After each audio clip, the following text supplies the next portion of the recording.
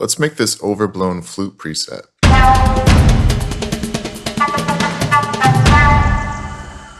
Here it is on its own.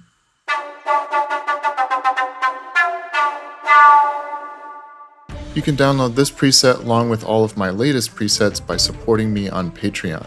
Right now I have over 30 high quality presets available for download, and each month I add 10 more. You can easily search for presets using over 100 keywords such as bass, lo-fi, or metallic. The catalog is constantly growing and it's available for only $5. Patreon.com/Eric Bowman. A link for that's in the video description. So to make this flute sound, basically I'm running this noise sample through a comb filter here, then I'm running that comb filter through a bandpass filter. Then I have an envelope over here controlling several variables. So the sample level, the comb filter mix, the comb filter cut, and then the cutoff of this bandpass filter. So without the filter, it sounds like this. Then with the filters. Now to make this sample, we're going to use a free plugin called PaulXStretch, which is a really cool sound design plugin that lets you stretch out a sample. But not only that, it lets you take out the tonality of a sample, so what you're left with is just the noise. So I'm going to show you how to do that next. Once you've opened up PaulXStretch, your first step is to load in a sample. For this preset, I used a didgeridoo sample that I found on splice.com. The name of that's right here if you want to go download it. I also got good results from a Shakuhachi sample. So in order to hear anything in PaulXStretch, I need to hit the play button. So what you're hearing is this didgeridoo being stretched out. But you'll hear quite a bit of variability in the sound. What I want for this preset is something really consistent. Because what I'm going to do with the sample is put a comb filter over it to boost certain frequencies that are within the harmonic series of whatever note I play. And I want, when I play a note, for it to be pretty predictable. I don't want certain frequencies to be jumping out. So what I'm going to do is I'm going to smooth this out, and I'm going to cut out some of the tonalities that are sticking out as well. So the first step in order to smooth this out is to increase the stretch amount. So I'm going to turn that up all the way. And then I'm also going to turn up the FFT size. Now sometimes it takes a little minute to hear the difference you're making in PaulXStretch, so you have to be patient. It takes a little bit, especially when you're stretching it out so much. So now it's nice and consistent, but I'm still hearing a tonality from that didgeridoo, and I want it to be mostly noise. So PaulXStretch gives you a really cool tool called tonal versus noise that lets you control how much tone and how much noise you have in your sound, and it also controls the bandwidth of those tones that you're either preserving or cutting. So in this case, we're going to be mostly cutting them, and I'm going to turn up that bandwidth all the way. And now at a positive value over here, you're going to be hearing mostly tone. So I'm going to turn this down a little bit so you can hear the difference. Now you'll slowly start to hear the noise creeping back into the sound. Now if I cross 0, we're going to get a lot more noise. Below 0, you're going to be cutting some of those tones, some of the tonality of the sound. So I don't remember the exact parameters that I used when I made the sample that I made this preset from, but I got pretty close when I was trying to recreate it, and I think something like negative 0.494 should be pretty close. Now once I have the sound I want from PaulXStretch, I need to bounce this to audio. So what I'm going to do is go to my DAW. I'm using Ableton, but you can use whatever DAW you have. And I routed my MIDI channel over here to an audio track over here. So now what I'm going to do is record it to that audio track.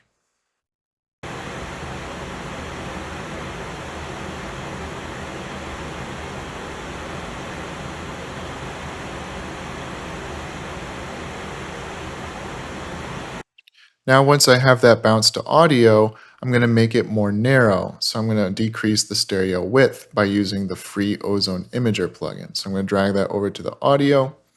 And the reason for this is because a flute is going to be mostly coming from one source.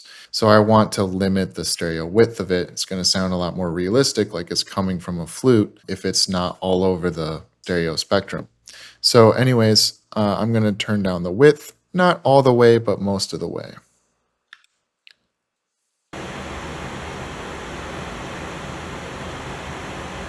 Somewhere around -80 should do the trick. So then I'm going to bounce that over to wherever I have the samples I use for Vital. In order to find that, you can open up Vital, click on the sampler, right-click on User, and then click Open File Location. Then from here, you can click on Samples, and here I have a separate directory just for PaulXStretch samples that I've bounced because I do this so often. It's a really great tool for sound design. So now that we have that sample loaded in, let's do the Vital portion of this tutorial. To get started, initialize preset, turn off oscillator 1, and then turn on the sampler. Now go over to wherever you stored that sample. Mine's under User, then PaulXStretch, and I called it Didgeridoo Noise Narrow 2.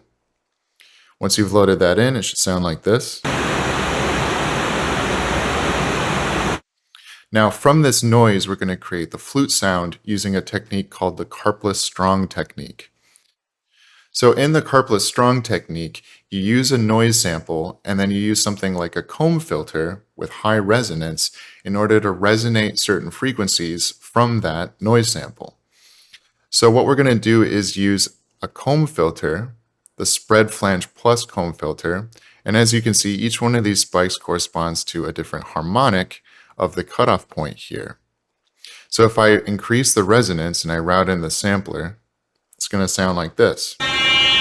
You're going to hear tonality, especially if I turn down the cut here, it's going to be resonating earlier harmonics rather than late harmonics.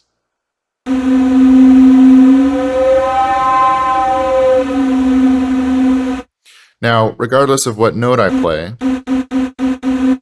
it's going to have the same harmonics boosted of whatever this cutoff point is. So in order to have it follow the keyboard, to follow whatever note I'm playing, I need to turn up key tracking all the way. So if you think about the way a flute is played, basically a player is blowing into the hole of the flute.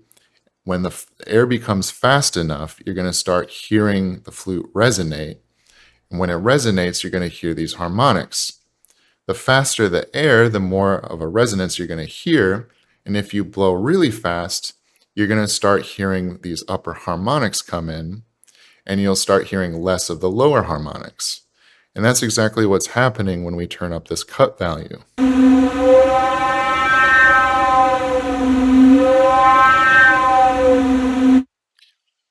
So what we're going to do is we're going to use LFO1 instead of an envelope because we get more control over the shape of it. We're going to use this to control several parameters of our sound. So think about LFO1 as being like the air of a flute player. So we're going to set this to envelope mode. And then I'm going to set the grid to 4x4. And then I'm going to put a point right here in this first corner. Then I'm going to pull on this, make it a little bit more steep. And now I'm going to assign this to several values, such as the sample level. So you can think of this as like the air. And this is an envelope controlling the amount of the air. So I'm going to set this modulation level to 0.7. And then I'm also going to control the mix of filter 1. So check it out if I turn down the mix of the filter. Now I'm just getting this burst of air. Now if I turn up the mix, that's when you start hearing the resonance more. So what we're going to do is drag over LFO1 to the mix of the filter as well, and you get this. Basically, you're going to hear more of that tonality with a faster airstream. Now, another thing you're going to hear is, like I was saying with an overblown flute, if the air is really fast, you're going to start hearing less of those early harmonics and more of the later harmonics. So I'm going to drag it over to that cut modulation. Now that doesn't sound very flute-like, but there's a lot of things we can do to help that out. So one thing we can do, since it sounds a little bit low, Or at least the noise sounds kind of low. It doesn't sound like an airstream. It sounds like a gust of wind or something, probably because it's coming from a big didgeridoo sound. So we can transpose this sample up, and basically that's going to be like changing the formant of the sound. Because we're still resonating the same frequencies with the comb filter, it's not really like transposing an oscillator, because that's going to transpose those harmonics. The harmonics are staying put. It's just the sound source, the noise, that's being transposed up. So now check it out. Now we're getting a lot more of those higher frequencies because there's more amplitude in the noise for us to amplify with the comb filter. So now that we've done that, we're going to use a second filter to help dial it in. It still doesn't sound very flute-like because it sounds a little unnatural. So we're going to cut out some of the lows and the highs of the result of filter 1. So I'm going to route filter 1 into filter 2. Then I'm going to set it to 24 decibel filter, and I'm going to set it to bandpass mode here, which is in the middle. Turn resonance all the way down. We're getting resonance from our comb filter, so we don't need that. And then I'm also going to have LFO1 modulate the cutoff of filter 2. So right now, LFO1 is modulating the cut of filter 1, and that's 84 semitones. So basically, I want filter 2 to kind of follow it along and only allow a few harmonics to pop through. So I want the modulation amount to be the same. But if I drag over LFO1 to the cutoff of filter 2, it's just going to modulate however much room it has, and it only has 76 semitones. So I can change that to go above the maximum here to 84. It's never going to go that high up because it doesn't sound very flute-like, but I want those modulation amounts to be the same so that these filters follow each other. So it still sounds pretty unnatural, but that's because we need to rein in that modulation amount. So what I'm going to do is use macro 1 to do that. So I'm going to drag macro 1 over to those modulation amounts. So that's filter cut on filter 1 and filter cutoff on filter 2. So it's a little quiet now that I'm filtering it out, so I can turn it up a bit. And another trick you can do is if you run out of headroom, you can go to the effects here, turn on the compressor, set it to single band, double click these to turn them off. We're not actually doing compression, we're just using it to get more gain. So now it sounds pretty flute-like. So I have this set at about 0.344. In the original I had 0.333, so a third of the way up. So I'm going to call this macro air. So now I want to control the length of the flute note. So that's being controlled by LFO1. So in order to get granular control over that, I want to set the tempo unit to seconds so that it's not latching to different tempo values. So I'm going to set that to seconds and it defaults to 0.5 seconds, which is pretty short. So what I'm going to do is I'm going to use macro 3 to control the frequency of LFO1, and that will be our length macro. So I'm going to hold shift to make it bipolar, then drag over macro 3 to that frequency amount. And then I don't want the full control, I don't want the full range here. So I'm going to set this to 0.62. And then for the value here, before we set the value, since this is going to be called length, we need to invert that because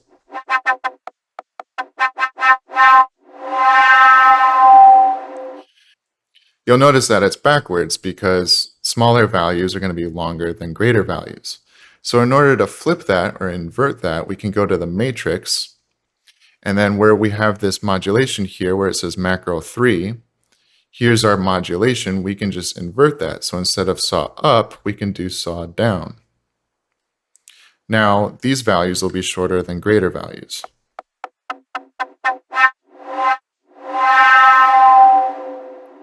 So on the original, I had this set to about 0.636. Now let's make use of macro 2. So I want this instrument to be more flexible and I want it to be more playable. So I'm going to make it velocity sensitive. Now it's not as simple as just controlling volume with velocity because when you're playing a flute quieter, it's going to sound different than when you're playing a flute loudly. Like if you're overblowing that flute, you're going to get more of this modulation here. So I'm going to use velocity to control these modulation amounts here. So I'll drag those over. And now check out the difference between low velocities and high velocities.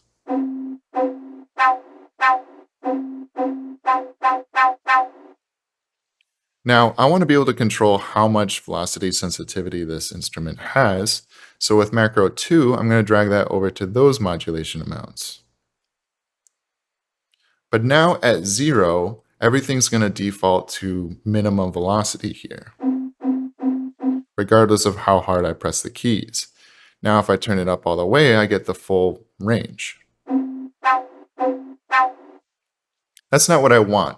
If I turn this down, I want it to default to whatever the highest velocity is here, and then I can control whatever that velocity is with this. So in order to make it so that at 0 velocity sensitivity, let's call this vel sens, in order to make this default to maximum velocity, we're going to have velocity sensitivity, this macro 2, control the same things as air, but in reverse. So let's do that. I'm going to go to the matrix. And in order to do this, we need to use the mod matrix instead of just dragging this over, because we're modulating something that's already being modulated. So what we can do is we can select our source here with the new modulation. But before we do that, we need to find out what modulations we're going to be modulating. So in order to do that, you can sort by source. I'm going to check out macro 1. And it says that macro 1 is controlling modulation 4 amount and modulation 3 amount. So those are our targets. So macro 2 is our source. Let's start with modulation 4 amount. And that's under mod matrix, modulation 4 amount. Now it's going to default to 0 here.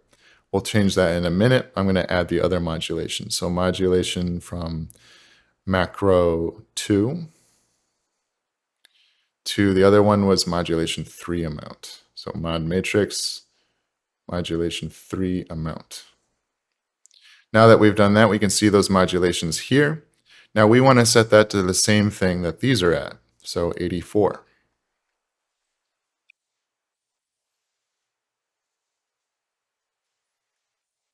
But we're not done yet because we need to invert that. So we can sort by source. I want the modulation from macro 2, excuse me. So those are these two right here, the ones we just added. Now we want to do what we did with this length macro. We want to invert it. So instead of saw up, we want saw down.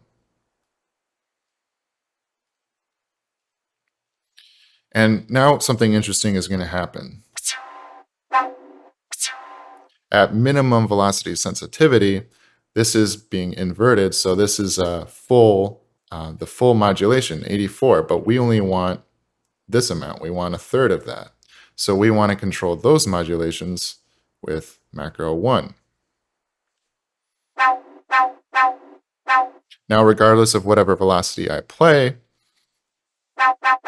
I get the full velocity with no velocity sensitivity. If I turn this all the way up, I can get low velocities and anything in between.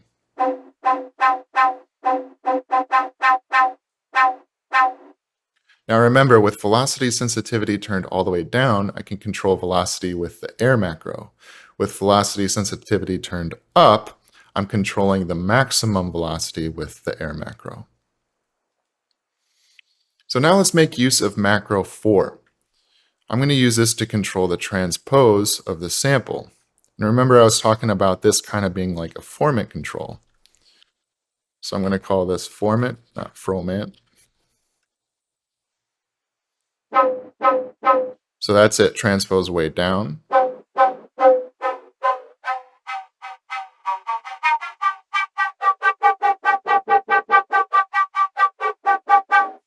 I think it sounds pretty good in the middle there.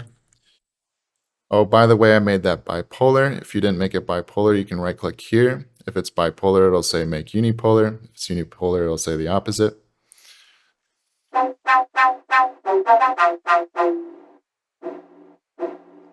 I usually make a modulation bipolar if I already have it kind of set where I want, but I think in the future I might want to change it.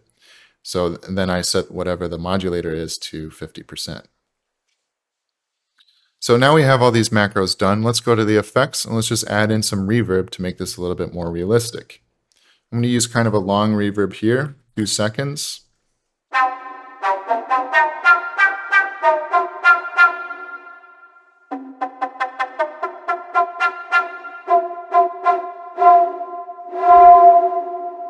Now, another thing we can do is we don't have to have this be such a percussive little spike.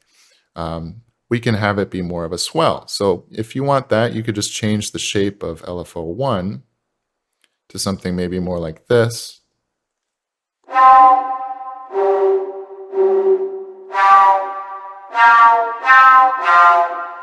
And that sounds pretty cool too. Anyways, that's it for this tutorial. I hope you enjoyed the video. Thank you for watching, and a big thank you to all my Patreon supporters. If you'd like to become a Patreon supporter, a link is in the description below. It's only $5, and that gives you access to this preset in addition to over 30 others. That collection's constantly growing as I add at least 10 presets more every month. And I make these presets searchable by keywords. So if you want something specific, you'll be able to find it. There's retro presets, there's basses, plucks, keys. You could search by metallic, you could search flute, you could search brass. There's quite a bit over there already, but that deal just keeps getting better and better. So anyways, thanks again for watching. I hope you enjoyed the video, and I'll see you in the next one.